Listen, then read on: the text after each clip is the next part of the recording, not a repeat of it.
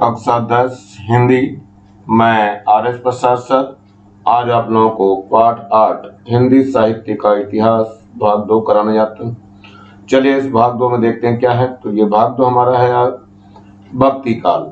भक्ति काल का जो संवत है वो है आपका 1375 से 1700 तक। नामकरण देखो भक्ति काल क्यों पड़ा, क्योंकि इस काल में जो है भक्ति परक रचनाएं हुई हैं। भक्ति से संबंधित जो भी है वो रचनाएं इस काल में हो पाई, इसलिए इस समय के साहित्य को भक्ति काल कहा गया है। तो ये बच्चों ध्यान रखना, नामकरण इसलिए क्योंकि उस वक्त जो है भक्ति का इस समय रहा, इसलिए भक्ति परिस्थितियां ही सारी रही। तो चलते हैं परिस्थितियों के बारे में। क्या थी परिस्थितियां? इस समय समाज की परिस्थितियां विषम परिस्थिति थी। हिंदू मुसलमानों में विभेद था। जनता हिंदू थी और राजा मुसलमान थे। राजा अपने धर्म को प्रजा पर लादना चाहते थे, इसलिए सामाजिक एकता छिन्न भिन्न हो रही थी। इसलिए संतों का अवतार हुआ। उसने सामाजिक एकता स्थापित करने का प्रयास किया। उनका साहित्य माध्यम बना। मतलब ये रहा कि जिस समय की ये बात है, उस समय जो है राजा जो है वो मुस्लिम हुआ करते थे और जो प्रजा थी वो हिंदू थी। यानी कि यहाँ पर हिंदू के लोगों पर मुसलमानों का राज शुरू हो रखा था और जो राजा थे अपने कट्टरपंथी के कारण जो है जीत जाते थे और राज्य साम्राज्य अपना बना लेते थे। तो उस वक्त यही हुआ कि राजा जो है जो मुसलमान हो गए वो अपना जो धर्म है उनके ऊपर लादना चाहते थे, इसलिए जो है इसमें भिन्नता आई और इसी में इन लोगों का जन्म हुआ और उनको समझाना चालू किया। चलिए तो भक्ति काल का विभाजन देखो कैसे हुआ। इसमें एक निर्गुण भक्ति धारा गई और एक सगुण भक्ति धारा गई। निर्गुण भक्ति धारा फिर 2 मार्गों में बढ़ गया, एक ज्ञान मार्गी हो गई और एक प्रेम मार्गी हो गई। इसी प्रकार सगुण भक्ति धारा भी रामाश्री शाखा हुई और कृष्णाश्री शाखा। मतलब ये एक ने राम का वर्णन किया तो एक ने कृष्ण का वर्णन किया। एक ने यहाँ पर निर्गुण में जो है एक ने ज्ञान का वर्णन किया तो दूसरे ने प्रेम प्रसंग का वर्णन किया। इस तरह से भक्ति काल का विभाजन हुआ और इसमें अलग अलग तरह के संतों का समावेश हुआ। तो चलिए देखते हैं इसमें भक्ति काल की कुछ प्रमुख विशेषताएं ले लेते हैं। तो सबसे पहले आता है नंबर 1, भक्ति काल के साहित्य में भक्ति भावना की प्रधानता थी। काव्य पर आध्यात्मिकता का प्रभाव स्पष्ट परिलक्षित हो रहा था। मतलब जो भी कार्य थे वो आध्यात्मिक दृष्टि से जुड़े हुए थे, यानी कि वो भक्ति की तरफ थे। नंबर 2 है ईश्वर के सगुण और निर्गुण रूपों की मान्यता के कारण भक्ति धारा 2 भागों में विभाजित हो गई। ईश्वर को 2 रूप में माना जाया गया। एक बार जो है सगुण, मतलब कि उसका कोई रूप होता है, और एक निर्गुण जिसमें कि उसका कोई स्वरूप नहीं माना जाता है, उसके आधार पर उसको मान्यता दी गई और 2 भागों में विभक्त कर दिया। नंबर 3 पे देखते हैं, सभी कवियों ने समाज सुधार, समाजोत्थान और धार्मिक एकता से संबंधित काव्य का सृजन किया। मतलब यह है समाज को सुधारने, उनको एकता के सूत्र में बांधने और उसके उत्थान के लिए ये काम किया गया। नंबर 4 पे आते हैं, तुलसी ने लोक कल्याणकारी राम काव्य का सृजन किया। यानी तुलसी जो थे, तुलसी जी ने इन्होंने क्या करा, राम का काव्य बनाया इन्होंने और लोक कल्याणकारी बनाया। नंबर 5 पे हो गया, सूर, मीरा आदि कृष्ण भक्त कवियों ने कृष्ण भक्ति काव्यों की रचना की। मतलब इन लोगों ने, सूर ने भी कृष्ण की भक्ति की है, मीरा ने भी कृष्ण की भक्ति की है, तो इन्हीं के काव्यों की रचना हुई। नंबर 6 में देखिए क्या हुआ, इस काल की कविता में भाव पक्ष और कला पक्ष का सुंदर समन्वय हुआ। मतलब भावनाएं भी आई इसमें और कलाएं भी आई, दोनों ही पक्ष इसमें बहुत मजबूत रहे। नंबर 7 पे चलते हैं, इस काल के कवि और इस काल में लिखा गया साहित्य विश्वविख्यात हुआ। मतलब इस काल में जो भी कुछ लिखा गया पूरे वर्ल्ड में ये छा गया जाकर के, और आज भी ये छाया हुआ है और अपनी छवि को बनाया हुआ है। चलते हैं नंबर 8 पे देखते हैं, तो राम भक्ति शाखा के प्रमुख कवि तुलसीदास हैं तथा कृष्ण भक्ति शाखा के प्रमुख कवि सूरदास हैं।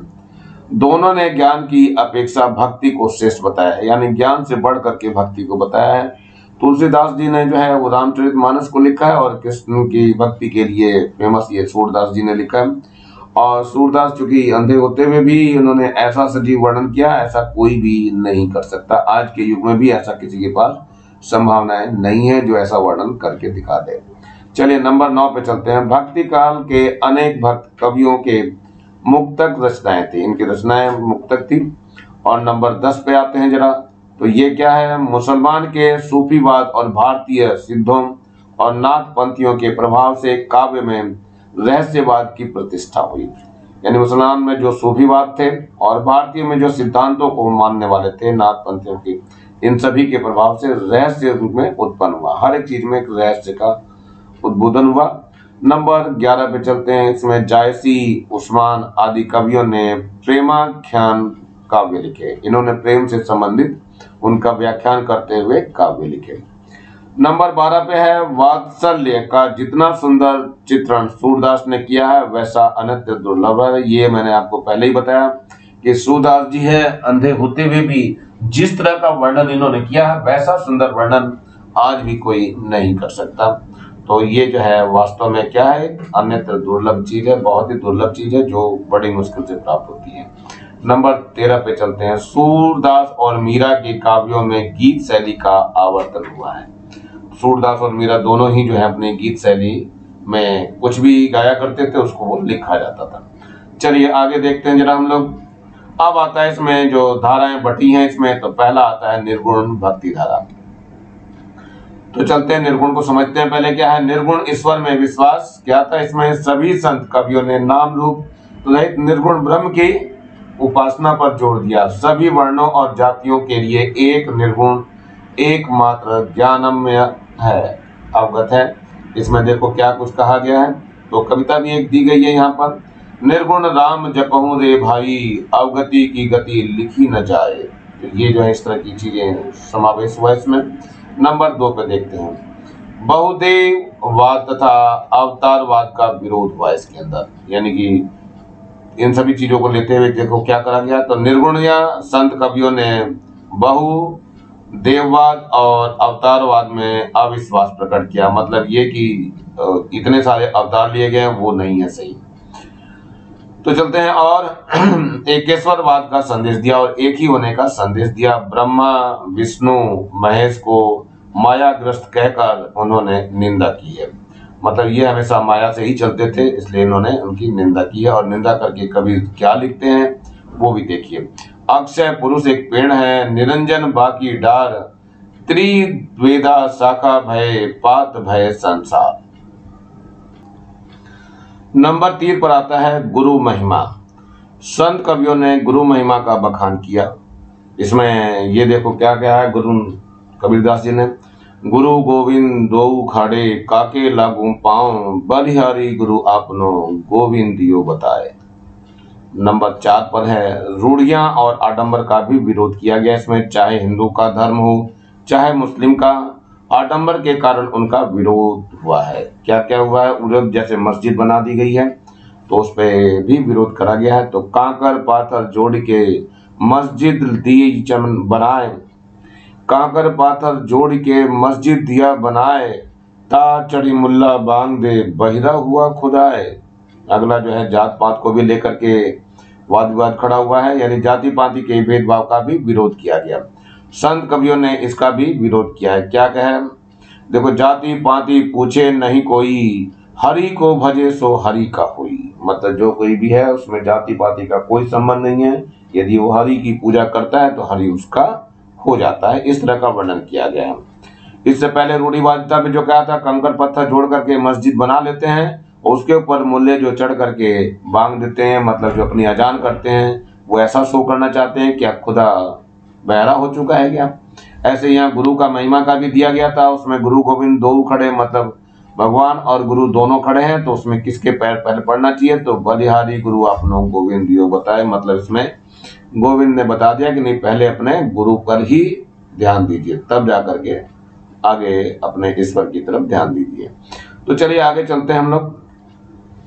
यह है नंबर 6 आता है नाम का महत्व। नाम का महत्व देखो क्या दिया गया, भजन के माध्यम से नाम जपने को महत्व दिया गया है। राम राम आप लोग पढ़ते रहिए, उस तरह से उनका जाप करिए तो उनका नाम अमर हो जाएगा। चलिए आगे दिया हुआ इसमें, 2.5 अक्षर प्रेम का पढ़े सो पंडित हो। अब नंबर 7 आता है रहस्यवादी रचनाएं भी इसमें हुई। तो ईश्वरीय प्रेम को स्थापित किया गया, मानव के आडंबर से ऊपर उठाया गया। जैसे ये दिया हुआ है आपको, जल में कुंभ, कुंभ में जल है, भीतर बाहर पानी, फूटा कम जल जल ही समाना, यह तथ्य कहियो ज्ञानी। तो इस तरह से जो है ये रहस्यवाद रचनाएं उजागर हुई। और आगे चलते हैं, निर्गुण भक्ति के भेद में क्या हुआ। देखो निर्गुण भक्ति के भेद क्या हुआ, इनके दो भेद हो गए। नंबर एक ज्ञान श्रेय हो गया, दूसरा जो है प्रेमाश्रय हो गया। मतलब ज्ञान श्रेय जिसमें ज्ञान की केवल बातें होती हैं, और ये प्रेमाश्रय जिसमें प्रेम प्रसंग को लिया जाता है। चलिए देखते हैं नंबर एक ज्ञानाश्रयी शाखा में क्या हुआ। इसमें यथार्थ ज्ञान को, ईश्वरीय तत्व को साहित्य के माध्यम से प्रस्तुत किया, आडंबर का विरोध किया गया है। मुख्य कवि कबीर, इसमें कौन कौन है मुख्य कवि, कबीर हैं, नानक दास हैं, सूरदास हैं। और साहित्य क्या हुआ, बीजक रहा है इसमें। नंबर दो पे प्रेमाश्रयी शाखा में देखो क्या हुआ, प्रेम कथाओं के माध्यम से ईश्वर से आत्मा को मिलने की विधि बताई गई है। आत्मा परमात्मा में मिल जाती है और एक बन जाती है। इसमें गुरु को माध्यम बनाया, आत्मा को प्रेमी और परमात्मा को प्रेमिका। तो कवि जो है जायसी मुख्य है इसके में, इस धारा में हमेशा कवि जायसी जी का मान लिया जाता है नाम। चलिए आगे बढ़ते हैं जरा। यह आता है निर्गुण शाखा की विशेषताएं क्या क्या है। तो नंबर एक है ज्ञान श्रेय की विशेषताएं। नंबर एक है निर्गुण निराकार ब्रह्म की उपासना है। नंबर दो आडंबर का खंडन है। नंबर तीन मूर्तिवाद का विरोध है। नंबर चार है गुरु महिमा का बखान है। और नंबर पांच जो है सदुक्कड़ी भाषा यूज की जाती है, क्योंकि साधुओं से संबंधित है ये। नंबर दो आता है प्रेमाश्रयी शाखा का विशेषताएं, इसकी विशेषताएं देखते हैं। तो नंबर एक पे क्या आता है, ये आत्मा को प्रेमी और परमात्मा को नायिका बताया गया है। नंबर दो है प्रेम कथा का आधार है। नंबर तीन है गुरु की महत्ता इसमें बताई गई है। और नंबर चार जो है हठ योग की साधना इसमें लिप्त रहती है। नंबर पांच है नए प्रतीकों का प्रयोग इसमें किया गया। रचनाएं देखिए कौन कौन सी हैं इसके अंदर। मलिक मोहम्मद जायसी है, पद्मावत महाकाव्य, मंजन है, मधुमालती, उस्मान है, ये चित्रावली है, शेखनवी है, ज्ञानदीप है, इसमें कासिम शाह है, हंस जवाहर, नूर मोहम्मद इंद्रावती है, आदि सूफी कवि प्रेम मार्गी काव्य धारा के आधार स्तंभ है। ये सारे आधार स्तंभ है जिन्होंने सारी चीजें लिखी हैं। चलिए अगली तरफ बढ़ते हैं, सगुण भक्ति धारा की तरफ। ये हमारा सगुण भक्ति धारा है। तो इस भक्ति धारा में नाम स्वरूप धारी यानी सगुण ईश्वर की उपासना की जाती है। वैसे सगुणोपासक भक्त भगवान से सगुण और निर्गुण दोनों रूपों को मानता है, पर भक्ति के लिए सगुण रूप ही स्वीकार करता है। राम कृष्ण आदि अवतारों की उपासना इस धारा का ध्येय है। तो चलते हैं, सगुण भक्ति धारा की दो शाखाएं हैं, कृष्णई शाखा और रामश्री शाखा। जो है कृष्णई शाखा के कवि जो है वो सूरदास है, नंददास है, नाभादास है, नरोत्तम दास है, मीरा है, रसकान आदि। और रामश्री शाखा के कवि तुलसीदास, रामचरण दास और केशव दास जी हैं। सगुण भक्ति धारा की कुछ विशेषताएं हैं वो देखते हैं। नंबर एक क्या है, सगुण ब्रह्म की उपासना है, यानी सगुणोपासक कवियों ने नाम रूपात्मक ईश्वर की उपासना पर जोर दिया। राम और कृष्ण इनके मुख्य उपास्य देव रहे हैं। नंबर दो पे आता है अवतारवाद में विश्वास। इसमें अधिकतर जो है हम अवतार को ही माना करते हैं। राम ने ये अवतार लिया, कृष्ण ने ये अवतार लिया, या विष्णु ने ये अवतार लिया, इस युग में ये रहे, उस युग में वो रहे, ऐसा कुछ चलता रहा है। तो चलिए देखिए, विष्णु के 10 अवतारों में विश्वास करके उनकी उपासना की गई। इन कवियों की धारा में भगवान लोक रक्षा धर्म रक्षा के लिए युग युग में अवतार ग्रहण करते रहते हैं। नंबर तीन है लीला गान, यानी सूर तुलसी आदि सभी कवियों ने अपने उपास्य देव की लीला का गान किया है। यह संसार का प्रपंच राम कृष्ण की लीला की अभिव्यक्ति है। बाल लीला वर्णन के लिए तो सूर संसार में प्रसिद्ध हैं, पूरे संसार में जाने जाते हैं। नंबर चार पे चलते हैं, नाम महिमा। सगुणोपासक कवियों ने नाम संस्मरण कीर्तन भजन को बहुत महत्व दिया है।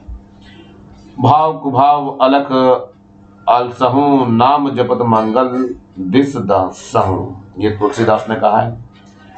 पांचवा है गुरु महिमा। संत कवियों की तरह इन कवियों की यद्यपि गुरु को गोविंद से भी बड़ा नहीं बताया, फिर भी गुरु महिमा का अभिव्यंजना यत्र तत्र की है। कैसे की है, बंदो गुरुपद पदुम परागा, सुरुचि सुवास सरस अनुरागा, बिनु गुरु ज्ञान न होही।